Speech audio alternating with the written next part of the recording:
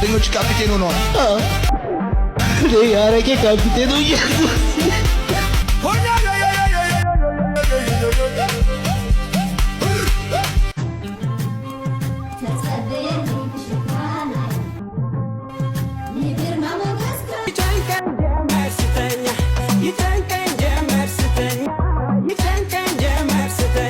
ሰላም ጤና ይስጥልን ቤተሰቦች እንዴት አላችሁ እንደምን ቆያችሁ ዛሬም ተመልሻለሁ በዛሬ ቪዲዮቻችንም እጅግ ምርጥ ቪዲዮችን ይዤላችኋለሁ እነሱ ላይ ሪአክት ያደረግን አብረን ቆይታ እናደርጋለን የእናንተ ሐሳብ አስተያየቶች ያስፈልጉናል ፕሊዝ ሐሳቦቻችሁን ኮሜንት ላይ መጻፍ ትችላላችሁ ለዚህ ቻናል አዲስ ከሆናችሁና ለመጀመሪያ ጊዜ ደግሞ የምትመለከቱ ቻናሉን ሰብስክራይብ አድርጉ ላይክ አድርጉ ቪዲዮ መጨረሻ ድረስ የትም እንዳትይ ዘበኛ አይደለም ሴኩሪቲ ነው ይኸውልህ ዶር ኦፕነር እና ዶር ክሎዘር እኮ ነው ምን ማለት ነው በአማርኛ የለውም ታውን አንተ ይኸውልህ ቀንም ሙሉ አትሰራም እኮ ናይት ሺፍት ነው ከሰዓት እኮ ነው የምትሰራው እኮ እንደሱ ጥሩ ነው ይኸውልህ ምግብ ራሱ ማለት ነው ከራሳቸው ነው ይኸውልህ ቴካዌ የሚባል ምግብ ነው የምትበላው ተራፊ ምናምን ሊመስል ይችላል ግን አይደል ቴካዌ ስለሆነ ይኸውልህ ሰውየው ፍርፍር ይወዳል በቃ የለም ይኸውልህ ቅቅል ከሆነ ቅቅል ፍርፍር ነው የምትበላው ምስር ወጥ ከሆነ ምስር ወጥ ፍርፍር ነው በየአይነት ከሆነ ደግሞ በየአይነት ፍርፍር ነው ለአንተ የሚቀርብልህ ይጣፍጣል ቴካዌ የሚባል ምግብ ነው አልኩ በጣም ነው የሚጣፍጠው በዛ ላይ ደግሞ ግቢ ውስጥ ያለችው ሰራተኛ ማለት ካንተ ጋር በቃ ማሽ ነው የምታረገው ልብስም ይገዙልኛል ማይገዙልህ ነገር ዱላ ይገዙልሃል ብስኩት ማለት ነው ዘበኛ ዱላ አይደለም ጋቢ ይገዙልሃል እንዳይበርድ ማለት ነው በቃ አንተ ስራ እኮ መጠበቅ እኮ ነው ምን መጠበቅ በር አይደለም ምሳ እስኪደርስ መጠበቅ ነው አሁን እንሂድ ሰላም ነው ባሉ ሰላም ነው እንዴት ነው አለ ዘይት 5 እንቁላል 5 ኪሎ ምስር 5 እንጀራ 5 ኪሎ ዱቄት አለ እንዴ ሁሉም አልጠራው ይኑሩ እንዴ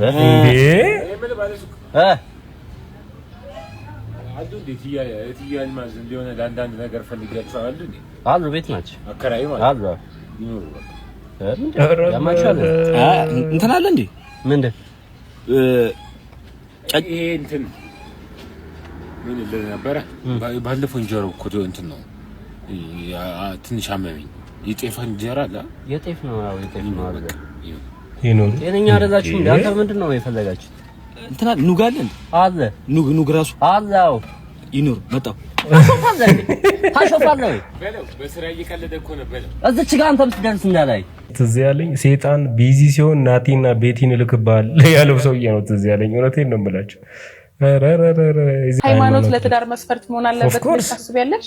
አዎ በደንብ ግን እኮ ሃይማኖት የግል ነው እውነት ነው ሃይማኖት የግል ነው ግን ደግሞ ትዳርም ሁለቱ አንድ የሚሆኑበት ነው ስለዚህ ይሄ ሐሳብ ለሌላ ማህበራዊ ነገሮች እንጂ ለትዳር አይሰራም ሁለቱ ከተዋደዱና በየሃይማኖታቸው ተከባብረው ለመኖር ከተስማሙ ምን ችግር አለው ችግሩ የሚጀምረው እኮ እዚህ ጋር ነው ትዳሩ ሁለታቸው ብቻ ነው ተብሎ ከታሰበ ትልቅ ስህተት ነው የሚጀምረው በሁለቱ ቢሆንም ባለቤትነቱ ግን ወደፊት የሚወልዷቸው ልጆችና የሚመሰርቱት ቤተሰብም ጭምር ነው ልጆችም ቢሆኑ ካደጉ በኋላ ተምረው የፈለጉትን ሃይማኖት መምረጥ ይችላሉ እዚህ ጋር ደግሞ ሌላ ስህተት ጉዳዩ እኮ ሃይማኖት የመምረጥና የመከተል ብቻ አይደለም ታዲያ ሌላ ምን ሊሆን ይችላል በልጅነት እድሜያችን የሁሉም ነገር አስተማሪና ሮል ሞዴላችን ወላጆቻችን ናቸው በልጅ አእምሮ ውስጥ ወላጅ ሁሌም ትክክል ነው አብዛኛው ማንነታችን የሚገነባው በልጅነት እድሜያችን ከምንወስደው የወላጆቻችን ማንነት ነው ማንነት ሰፊ ትርጓሜ ቢኖረውም ከነዚህ ውስጥ አንዱና ዋነኛው የምንከተለው አልቲሜት እውነታ ወይም ሃይማኖት የምንለው ነው በዚህ ጉዳይ ላይ ወላጆቻችን የተለያዩ ሲሆኑ እናታችን ወይም አባታችን ተሳስተዋል ብለን ለማሰብ እንገደዳለን በዚህም ምክንያት ልጆች የማንነት ቀውስ ውስጥ ይገባሉ ይሄ ደግሞ አፌክት የሚያደርገው የሚከተሉትን ሃይማኖት ብቻ ሳይሆን አጠቃላይ ማንነታቸውን ነው ብዙ ነገራቸው የተወዛገበና በወላጆቻቸውም ላይ ትረስት የሌላቸው ልጆች ይፈጠራሉ ይሄ ደግሞ የሃይማኖት ጉዳይ ብቻ አይደለም ግን ደግሞ በጣም ከተዋደዱና ተለያይተው መኖር ካልቻሉስ ፍቅር እኮ ከሃይማኖት ይበልጣል ፍቅር እኮ እንደ መንፈስ እንዲሁ መጥቶ የሚሰፍር ነገር አይደለም ከመጀመሪያው በሃይማኖት እንደማይመሳሰሉና ሩቅ እንደማይወስዳቸው እያወቁ ፍለርት መደራረግ የለባቸውም ሁሉን ነገር ኢግኖር አድርገው ቅልጥ ያለ ፍቅር ውስጥ ከገቡ በኋላ ተለያይተን መኖር አንችልም ቢሉ ይሄ ምንም ሴንስ አይሰጥም እንደኔ በየትኛውም እምነት በሃይማኖት የማይመስለንን ሰው ማግባት የሚፈቀድ አይመስለኝም ስለዚህ የማይመስልሽን ሰው ላግባ ስትይ ያንን ህግ እየሻርሽ ነው ማለት ነው ያ ማለት ደግሞ ለሃይማኖት ብዙም ግድ እንደሌለሽ ያሳያል ስለዚህ ሃይማኖታችን ከፍቅራችን አይበልጥም ካሉ ሁለት አንዳቸው ቀይረው መመሳሰል ይችላሉ ሁለት ወዶ ግን አይሆንም ባቡዬን ምንድነው ባቡ ቤቲ ነች የምትባለው እቺ እርግጠኛ ለምን በነፍስ ቆየ ነው? ለምን በህይወት ቆየ ነው? ለምን አልተቀጠቀጠም ነው? እኔ ልፈጭ እንድፈጭ ነው የምትፈልገው? እኔ ተፈጭ እንደዛ ነው የምትፈልገው? ልኑርበት ከማን ጋር ነኝ? ይሄውላችኋ የፈርማን አደረሰ እግዚአብሔርን ቪዲዮና ላይ ሶስቱንም ከመለሰች 1000 ብር ታሸንፋለች። ሁለት ከመለስሽ 500፣ አንድ ከመለስሽ 100። የመጀመሪያ ጥያቄ ከ1 እስከ 100 ባሉት ቁጥሮች ውስጥ ስንት ዘጠኞች አሉ? አቤት ቀድመቱ 9 ምን ያገባን ስንት 109 እንዴት ብሎ እንዴ? ከ1 እስከ 100 ቁጥር ባለው መካከል ስንት ዘጠኝ ቁጥሮች አሉ? 10 ብቻ። ያ እስኪ ሞክሪያቸው። 9 19 እሺ 39 49 እያለ እስከ 99 ከዛ 11 ይሆናል። ተጨማሪ የለም። ቤቲ 91 92 93 94 95 ኦ ያ ወደ ሁለተኛ ጥያቄ እንሄዳለን። በጣም የቅርብሽ የሆነ ሰው ማን ነው? ባሌ። አግብተሻል? ተገላገልሽ? ዋው ብለናልኛ። እሺ የባልሽን ስልክ ማን ብለሽ ነው ሴቭ ያደረግሽው? የኔ ባል። ስለዚህ ስልኩን በቃልሽ ቁጥሩን ትጽፊዋለሽ። ከዛ ስትደውይው የኔ ባል የሚል ሴቭ የሆነ ቁጥር ከወጣ እንደመለስሽ ይቆጠራል። እሺ ጻፊው። ኧረ ላሽ ዝጊው። አንድ ጥያቄ በትክክል መልሳለች። ይሄኛውን ከደገመች 500 ብር ታሸንፋለች። ካልመለሰች 100 ብሯን ይዛ ትሄዳለች። ለመጀመሪያ ጊዜ ስታደርጊው ሊያምሽ ወይም ሊያደማሽ ይችላል። ከዛ በኋላ ግን ደስ ብሎሽ የምትጠቀሚበት የሰውነት ክፍልሽ ምንድነው? ወዴት ባቡዬን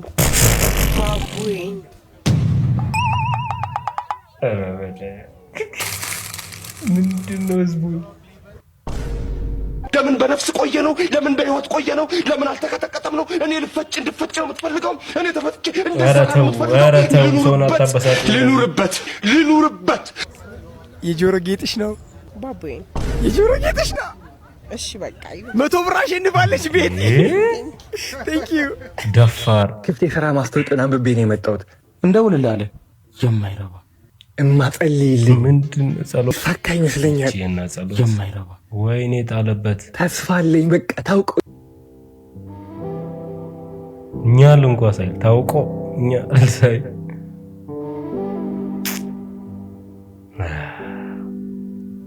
ያማል በጣም ይውነት በቃ ባለ ደውላለሁ። ለጊዜው አትጸልይ ነው ምንድን? ይቅርታ እንኳን አትልም እንዴ? ይሄ ስርዓት የሌለው ሰው ድርጊት ነው። ምን ሆነሃል? አዎ ስርዓት የለኝም። ሌባ ነበርኩ። ለዛ አይደል እኔን ማንም ስራ መቅጠር የማይፈልገው? የትናንት መጥፎ ታሪክ የዛሬንም ቀማኝ። አዎ አጥፍቻለሁ፣ ግን እኮ ተቀጥቼበታለሁ። ዋጋ ከፍዬበት ተምሬበት ዛሬ የተሻለ ሰው ሆኛለሁ። ሁሉም ሰው ሳይን ግን በትናንት ማንነቴ ነው የሚያየኝ። ስህተቴ ዋጋ አስከፍሎኛል። ሰው ስህተት ይሰራል፣ ስህተትም ሰውን ይሰራል። እኔ ግን ዋጋ የለኝም። እኔም ረባ ሰው አይደለው። ሁሉም ነገር ከአቅሜ በላይ ሆኗል። ተስፋ ቆርጫለሁ። በቃ በህይወት መቼም ተስፋ እንዳትቆርጥ፣ በተለይ በሰው ምክንያት ተስፋ እንዳትቆርጥ። የትምህርት ማስረጃ ነው እሱ። እስኪ ልዮ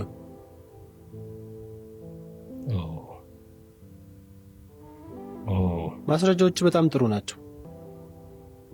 እኛ ጋር ላንተ የሚሆን ስራ አለ። እኔ ድርጅት አለኝ። እኔ ድርጅት ነገ ስራ መጀመር ትችላለህ መጥተህ። እኔ ስራ ልቀጥር? የቆየ ቢመስል ቀኑ ሲረዝም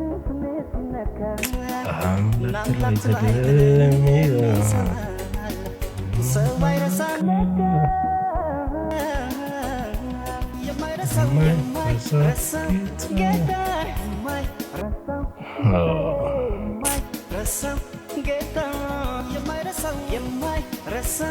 ይህ ፊሊንግ የብዙ ኢትዮጵያውያን ወጣቶች ፊሊንግ ነው ብዬ አስባለሁ።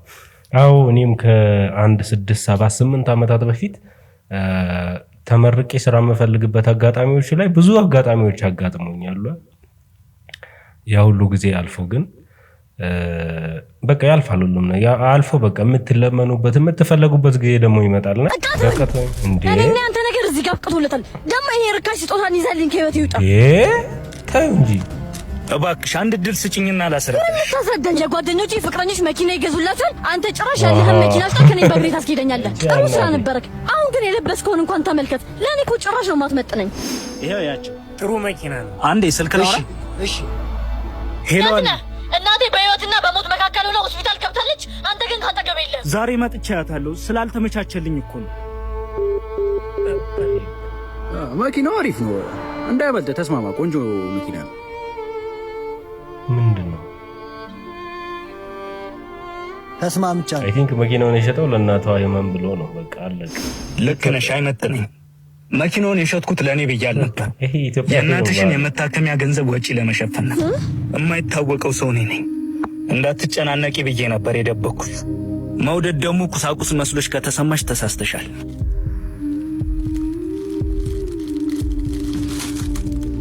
ዳግም ቆይ ዳግም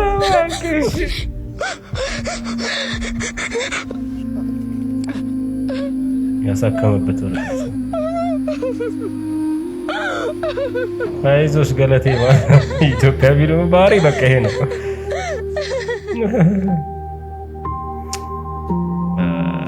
እንዲህ የሚያረግ ሰው አለ ወይ በዚህ ዘመን? እሱ ዘፋኝ ባልሆን ኖሮ የምሆነውን የማውቀው ዘፋኝ ባለመሆን ብቻ ነው። ቴዲ አፍሮ በአንድ ወቅት ለተጠየቀው ጥያቄ የመለሰው መልስ ነበረ። ጥያቄውም ዘፋኝ ባትሆን ኖሮ ምን ትሆን ነበር የሚል ነበረ። እስቲ የኛውን ቪዲዮ አይተን እንመለስ።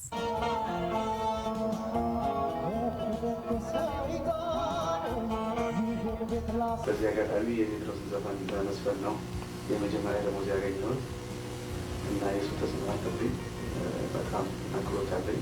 እንግዲህ እንዳየነው ነው ቴዲ ከትምህርት ቤት መሰል ቦታዎች እያለ ዛሬ የደረሰበት ደረጃ ላይ ደርሷል። ከአቦጊዳ እስከ ኢቶሪካ የሰጠን ስራዎች የምናውቀው ነው። ነጠላ ዜማዎቹ እንዳለ ሆነው ማለት ነው። ነገር ግን የቴድሮስ ታደሰን ስራ በመስራት ነው ለመጀመሪያ ጊዜ ክፍያ ራሱ ያገኘው።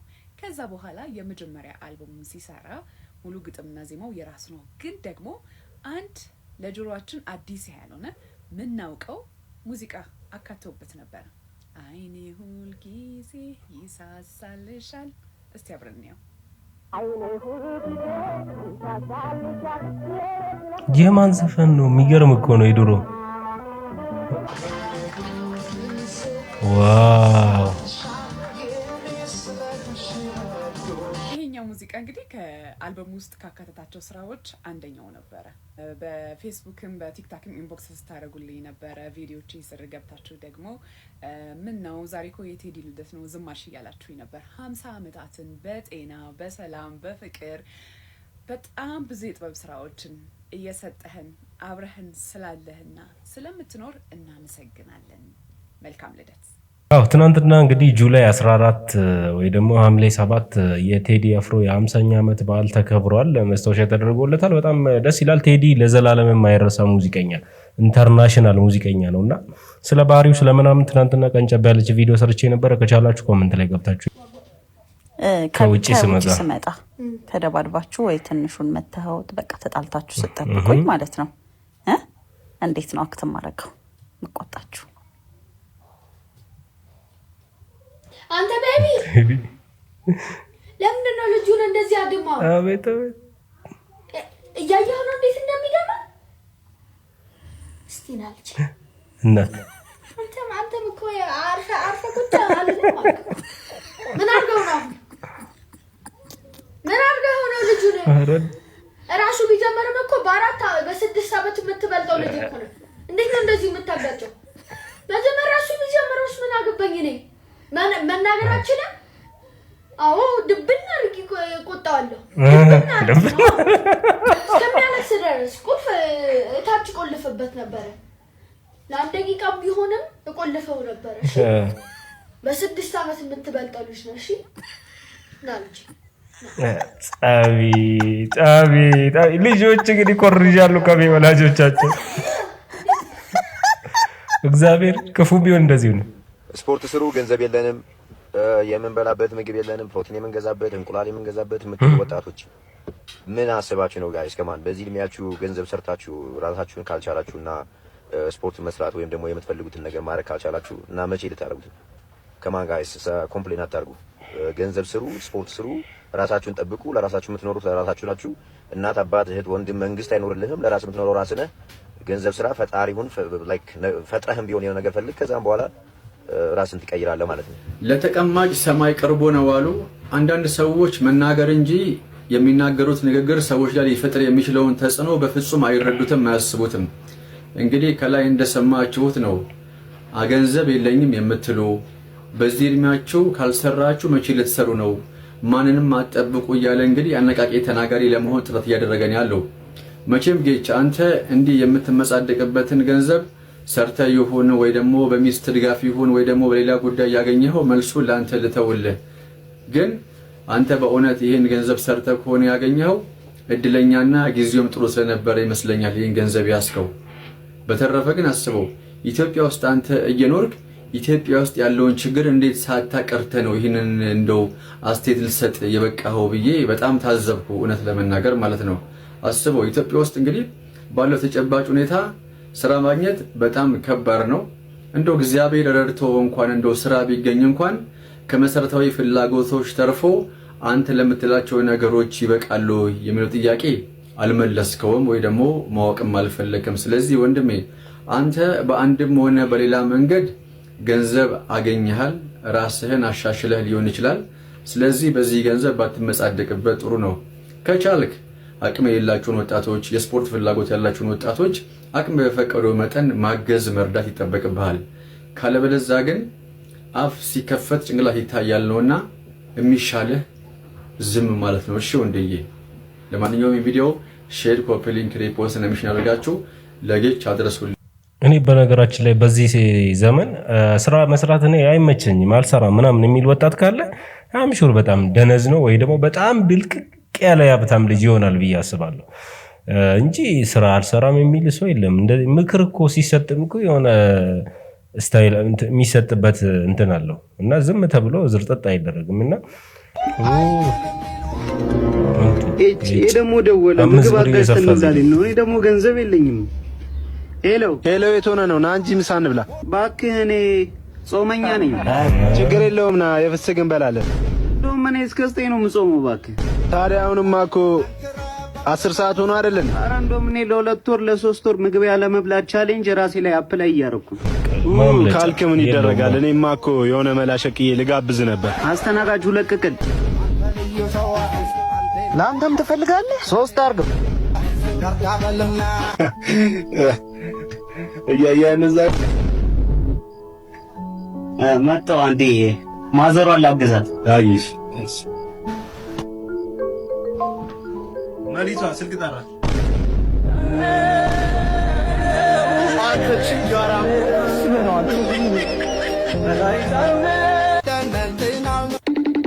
እንዴት ነህ ልጄ?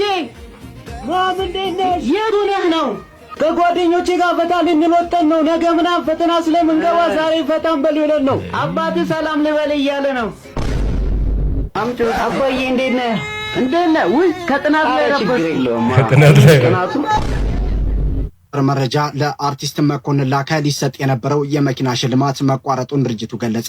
ዛሬ ሐምሌ 7 ቀን 2018 ዓ.ም ከኢትዮጵያ ቴክኖሎጂ የተሰጠ ይፋዊ መግለጫ ሰሞኑን አርቲስት መኮንን ላከ በመገናኛ ብዙሃን ቀርቦ በሰጠው ቃለ መጠይቅ ኩባንያችን የገባውን ቃል እንዳልጠበቀ አድርጎ በማቅረብ ህዝብን የሚያሳስትና አጠቃላይ የነበረውን እውነታ ያላካተተ መረጃ አስተላልፏል። በመሆኑም እውነታውን ግልጽ ለማድረግ ሙሉ የስምምነቱን ሁኔታዎች እንደሚከተለው እናቀርባለን። በአርቲስት መኮንን ላከ የልደት በዓል አከባበር ላይ የልደቱ አዘጋጅ ኮሚቴ አባላት ድርጅታችንን ደጋግሞ በመቅረብ ለአርቲስት መኮንን ላከ መኪና እንዲገዛለት ድጋፍ እንድናደርግ ጠይቀው ነበረ። በመጨረሻም ኮሚቴው በባንክ ብድር መኪና እንዲመቻች ሐሳብ ያቀረበ ሲሆን ስምምነቱን በሚከተሉት ቅድመ ሁኔታዎች ላይ የተመሰረተ ነበር። አዘጋጅ ኮሚቴው ለመኪናው የሚያስፈልገውን ቅድመ ክፍያ ያዘጋጃል። ኮሚቴው ወይም አርቲስቱ በባንኩ በኩል የሚሰሩትን ብድር ሂደቶች እንድንጨርስላቸው ህጋዊ ውክልና ይሰጡናል። ኮሚቴው የገባው ቃል አርቲስት መኮንን ላከና ኮሚቴው አባል የሆኑት ሌሎች አርቲስቶች የኩባንያችንን ስም ያስተዋውቃሉ። እንዲሁም የኩባንያችንን የበጎ ፍቃድ አምባሳደር ይሆናሉ። ከላይ የተጠቀሱ ቅድመ ሁኔታዎች በሙሉ ሲሟሉ ኩባንያችን መኪናውን በባንክ ብድር እንዲመቻች የሚያደርግ ሲሆን ቀስ በቀስ ግን ባንኩ የሚጠይቀውን ብድር ሙሉ በሙሉ በኩባንያችን በኩል ይከፈላል። ምንም እንኳን በኮሚቴው በኩል መደረግ ያለባቸው ብዙ ነገሮች ቢኖሩም በጋራ መኪናውን እናመቻቻለን። ሂደቱ የተስተጓጎለበት ምክንያት ኢትዮጵያ ቴክኖሎጂ የገባውን ቃል በታማኝነት በመጠበቅ መኪናውን አዘጋጅቶ ነበር። ነገር ግን አዘጋጅ ኮሚቴውና አርቲስቱ የሚጠበቅባቸውን መሰረታዊ ግዴታዎች ሳይወጡ ቀርቷል። ኢትዮጵያ ቴክኖሎጂ አርቲስቱና ኮሚቴው ውክልናውን የተዘጋጀውን ቅድመ ክፍያ ይዘው ይመጣሉ ብሎ በመጠበቅ መኪናውን ከ4 ወራት በላይ በሾሩማችን ውስጥ አቁሞት ቆይቷል። ሆኖም ግን ምንም አይነት ምላሽ ባለማግኘታችን ስምምነቱን ለመሰረዝ ተገደናል። ለኢትዮጵያ የጥበብ ማህበረሰብና ለሀገራችን የጥበብ ፈርጦች ትልቅ ክብር አለን። ለሚዲያ አካላት የአርቲስት መኮንን ላቀን ቃለ መጠይቅ ያስተላለፋችሁ፣ ያሰራጫችሁና ያጋራችሁ ማናቸው መገናኛ ብዙሃን፣ ጋዜጠኞችና የማህበራዊ ሚዲያ ገጾች የጋዜጠኝነት የሙያ ስነ ምግባርን በጠበቀ መልኩ የእኛን ምላሽ በተመሳሳይ ደረጃና በስፋት ለህዝብ እንድታቀርቡልን በአክብሮት እንጠይቃለን። ለወቅታዊ ታማኝና ፈጣን መረጃዎች ነገራችን ላይ በዚህ ጉዳይ ላይ ሴፉም ተከሷል ማለት ነው። እንግዲህ ሴፉ ላይ ነው የሰማነው። ሽልማቱ አልተሰጠኝም ብሎ መኮንን ላቀ የተናገረው እንግዲህ ሴፉ ኦን ኢቢኤስ ሴፉ ሾው እሁድ የሚተላለፉ ፕሮግራም ላይ ነው። እነሱ ደግሞ እንደሚናገሩት ከሆነ እንደሰማችሁት አርቲስቱ እንግዲህ እሸልምሃለሁና በብድር ገዝቼ እሰጥሃለሁ ይለያያል አይደል? ከዛ በኋላ መኪና ሊሰጡት ዳውን ማን ነው የሚከፍለው? እሱን አልተገለጸም። እንግዲህ መኮንን ላቀ ህዝቡንም ሸለማለሁ ያለውንም ድርጅት አጭበርብሯል። ሴፉ ፈንታውንም ደግሞ ይህንን ፕሮግራም በማስተላለፉ የጋዜጠኝነት ስነ ምግባር አልጠበቀም እየተባለ ነው። በሌላ መንገድም ሴፉ ተከሷል። በምን ምክንያት? ሴፉ ብቻ ሳይሆን ቅዳሜን ከሰዓት ፕሮግራም አዘጋጆች ኮሜዲያኖችም ተከሷል። አንዲት ሴት ከዚህ ቀደም እንግዲህ ፖድካስት ላይ መታ በኔ እስከ መጋደል ደርሰዋል ብላ ነበረ። ሴፉ ፈንታውን ራሱ እንዲያውም ያን ቀን እኔ ለምን እንደሆነ በተለየ መልኩ ጋቢ ለብሶ ራሱን በጣም አዛውንት የ80 ዓመት የ70 ዓመት አዛውንት አድርጎ ምናምን በቃ በጣም የወረደ ንግግር በመናገር ተሳልቆበታል። በጣም አጋድያለሁ ሰው በእኔ ምክንያት ትምህርት ቤት ይዘጋል። 3 ቀን ተዘግቶ ያውቃል። 3 ቀን ትምህርት ቤቱ ተዘግቶ ነበር አለች። ረሳች እንዴ? ህዳር 9 የተዘጋ ሰርቲፊኬት ሊሰጡን ሰኔ 30 አይደል እንዴ ከፈቱት? ሜንስትሪሚንግ ሚዲያው ራሱ የዋና በብሮድካስት ስር ያሉት ራሱ በጣም የማላገጥ ስራዎች ተሰርተዋል። 7 ተመልከቱ። ተቀልዶ ወንዶች አልቻሉ መማር ረብሻ ሆነ። በድብድቡ ነው የሞተው ተማሪ። መሲ ደግሞ ከእንጂ ጋር ተያይዞ ከኔ ጋር ተያይዞ ተሳተም ማለት ነው። ያንን ላለ ማለት እንጂ ትምህርት ቤት ውስጥ ልጅ ሞተው ኧረ መሰረት ቁስሉን ባየው ቁጥር በጣም አዝናለሁ። ልቤን ነካል። ከ20 ምናምን ዓመት በኋላ ወደ ኋላ ይወስደኛል። ሰው ጉዳት ደረሰብኝ በዚህ ጎደኛ ነሻችን ሲል ኢቢኤስ ቴሌቪዥን ጣቢያ በብሮድካስት ህግ ስር ያለ 2 ትልልቅ ፕሮግራሞች ላይ አንደኛው የሰይፉ ሾው ላይ ሰይፉ ፋንታውን ራሱ እንዲያውም ያን ቀን እኔ ለምን እንደሆነ በተለየ መልኩ ጋቢ ለብሶ ራሱን በጣም አዛውንት የ80 ዓመት የ70 ዓመት አዛውንት አድርጎ ነው እንደ ድራማ ይሰራው። 3 ቀን ትምህርት ቤቱ ተዘግቶ ነበር አለች። ረሳች እንዴ? ህዳር 9 የተዘጋ ሰርቲፊኬት ሊሰጡን ሰኔ 30 አይደል እንዴ ከፈቱት? ማስተማር በሳይተንስ እና ልክ እኔ ያወራሁት እኔን በእድሜ ራሱ እሳቸው እያለ እሱም ይሁን አክብሮት ነው ብዬ በወስደው ራሱ ግን የአይን ማዛ ነበረባችሁ ምናምን ይሄ በጣም መሳለቅ። እሷ ማናትና ነው ፈጣሪ ነው የሰራኝ ቆንጆም ሆንኩ መጥፎ እግዚአብሔር በጊዜው ሁሉን ነገር ውብ አድርጎ ሰራው ይላል።